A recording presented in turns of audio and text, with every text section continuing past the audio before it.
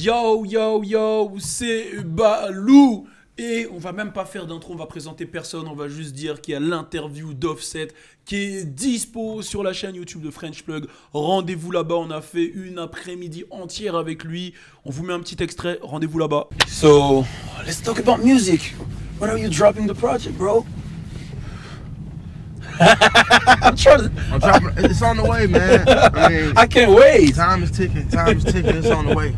It's gonna be it's a masterpiece. So I'm taking my time with it. You know what I'm saying? I just want to make sure I take my time and be able to give all the fans everything they deserve, which is, you know what I'm saying, learning me, learning my situation, learning more about me than just the good side and the diamond and the jury.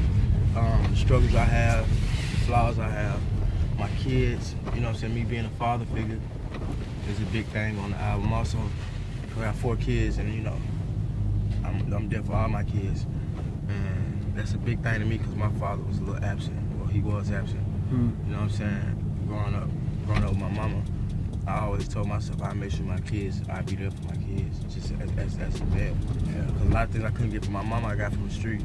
You feel what I'm saying? And I'm no regrets on how I went and how everything played out, but you know, having a little father figure is a very important thing for a child. Yeah. Donc voilà, si vous avez vu l'extrait, rendez-vous directement après cette vidéo ou même tout de suite, vous cliquez sur le lien qui est dans la description, je vais le remettre en commentaire. Vous allez voir l'interview d'Offset, c'est très très chaud. Allez mettre votre commentaire là-bas. Et là, on va parler de Lil Skies. Restez connectés, on est ensemble. Yeah.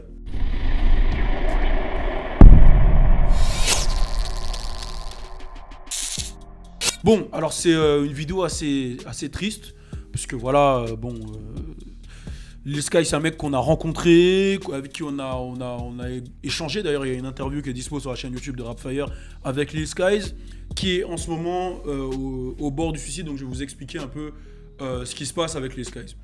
Donc, déjà, quand on a perdu X, il a lâché un son qui s'appelle Name in the Sand.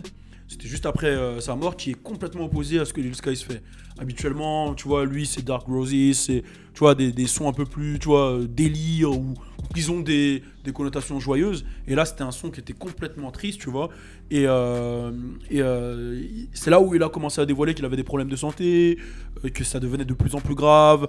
Il a commencé à s'absenter un peu sur les réseaux, etc.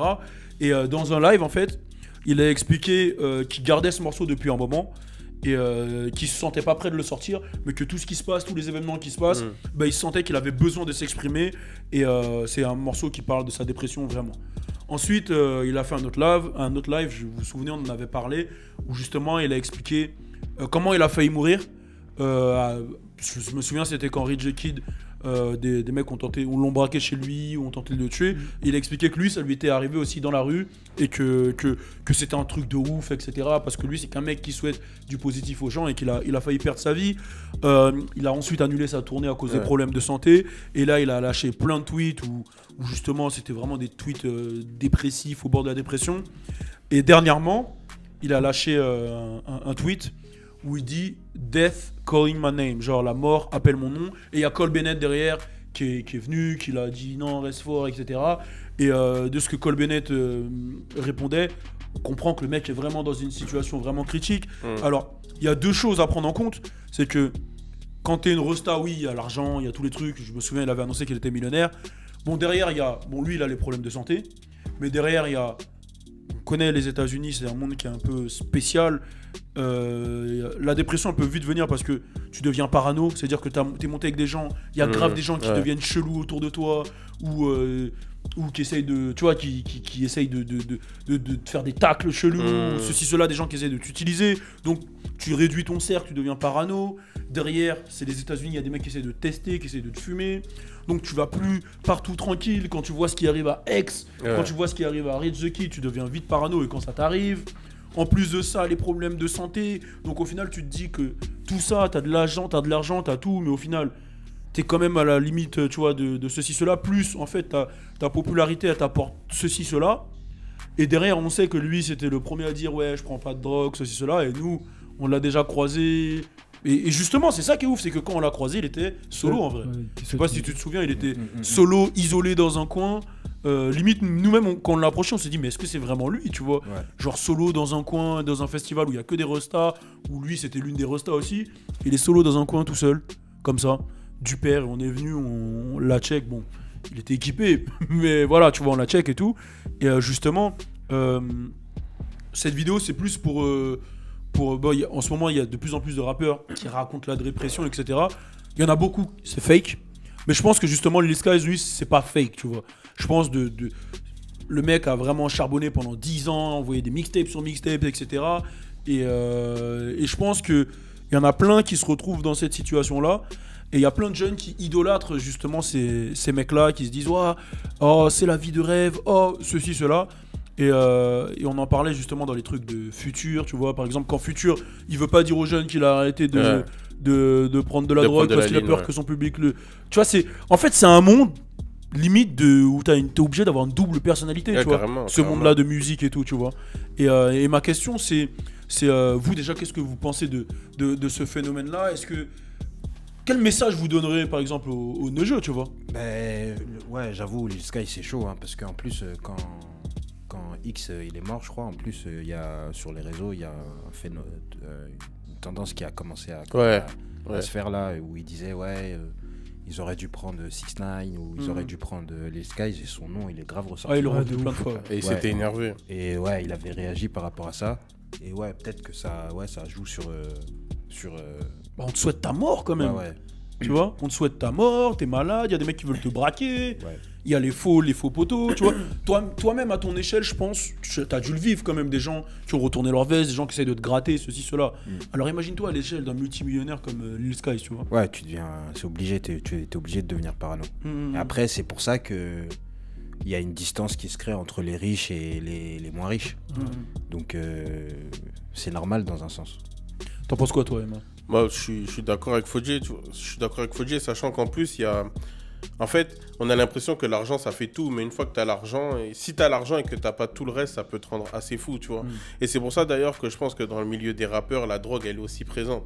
Il y a ceux qui prennent de la drogue pour turn up. Il y a ceux à Mac Miller, ça me fait penser à Mac Miller, ce que tu dis. Tu vois, qui, lui, voulait noyer sa peine. Noyer sa peine, tu vois. Genre, je pense qu'il y en a pas mal qui prennent de la drogue, justement, pour oublier, pour passer à autre chose. Fredo, il l'avait dit aussi, tu vois. Et je pense vraiment que cette dépression, en fait, ce milieu, il doit être assez dur, tu vois. Parce que je pense qu'à leur niveau, dans un premier temps, dans leur niveau, ce sont des gens, ils taffent tous les jours. Dès le matin, ils taffent, ils dorment pas beaucoup, ils sont en studio le soir, ils ont les concerts. Et la fatigue, c'est quelque chose qui joue sur ton mental aussi, tu vois. Donc la fatigue, plus tout ce qu'ils voient, plus tout ce qu'ils ressentent, plus les drogues et tout, etc. Plus le fait que ta vie, en fait, ça soit ton business, ta vie, elle appartient aux gens maintenant. Voilà, c'est ça. Quand tu sors, t'es Lil Skies, t'es plus... je connais pas son prénom, mais tu vois ce que je veux dire? Ouais, bien sûr. C'est que les gens, ils vont en mode Lil Skies, si tu fais un truc, on te filme, on te met sur les réseaux, on te nargue, on te... tu vois ce que je veux dire? T'as plus de vie privée. Hein. Ta vie privée, en fait, quand t'es une star à ce niveau-là, ta vie, qu'elle soit privée, qu'elle soit pas privée, qu'elle soit ce que tu veux, elle appartient aux fans. Et la preuve, ce sont les paparazzis. Ça veut dire que si un paparazzi, il arrive à te choper en train de te laver sous ta douche, il va vendre cette photo à des tabloïds qui vont acheter, même s'ils savent que c'est pas bien, ils vont acheter, ils vont diffuser, et voilà, ta vie, elle t'appartient plus, tu vois. Carrément. Je sais que Logan, c'est un sujet qui te parle aussi. Ouais, de ouf. Est-ce que tu peux... On finit avec toi, parce que franchement, il n'y a pas non plus énormément de choses à dire. C'était juste surtout pour donner l'information, tu vois. Ouais, de ouf. Bah moi, franchement, la vie de star, c'est vraiment difficile. Quoi que tu fasses, il y a toujours des rageux, il y a toujours des gens qui vont tirer vers le bas. Mais il faut toujours rester positif, même si c'est chaud, même s'il y a des problèmes de santé, essayer de trouver la positivité et faire passer ça aux plus jeunes et puis les gens qui te suivent, tu vois. Et je trouve en tout cas ce qui lui arrive, c'est archi chaud. Je lui souhaite que du bonheur. Hein. Ouais, comme on dit, il faut qu'il garde sa tête haute et qu'il reste fort, tu vois. Parce que voilà, après je sais même pas comment m'exprimer. C'est chaud. Hein. En fait, nous, je dis nous, même pas nous, parce que on côtoie ces personnes-là, mais quand tu regardes d'un point de vue extérieur, tu te dis mais putain, il est riche, il a ci, il a ça, pourquoi il se plaint, tu vois? Pas de problème. Mais derrière, il y a plein de choses à prendre en compte. Même Denzel Curry, il le disait. Hein. En plus, le truc de ouf, c'est que tout ça, c'est devenu vendeur en plus. Ça veut dire plus tu te sens mal, plus les gens ils veulent écouter ton histoire. Et puis c'est vrai, ça me fait penser à Juice WRLD dernièrement. Les gens qui lui ont dit sépare-toi de ta meuf, comme ça tu nous fais des bons sons. Ouais. Tu vois, les gens ils ont même plus de pitié en fait sur les réseaux. Mais Et je pense vraiment les stars, ils doivent contrôler leur personnage et leur vie à chaque moment. Et pour te donner un exemple tout bête, quand on était avec Offset... Justement, on va en parler après. Quand on était avec Offset, quand on était avec lui dans le van, et à partir du moment où il sortait le van, c'était 2 personnes différentes. Justement, on en parle dans la prochaine vidéo, l'interview d'Offset. N'hésitez pas à donner votre avis et à lui donner de la force, de l'énergie positive. Je pense que c'est toujours bon à prendre. Prochaine vidéo, Offset, restez connectés, on est ensemble. Turn up!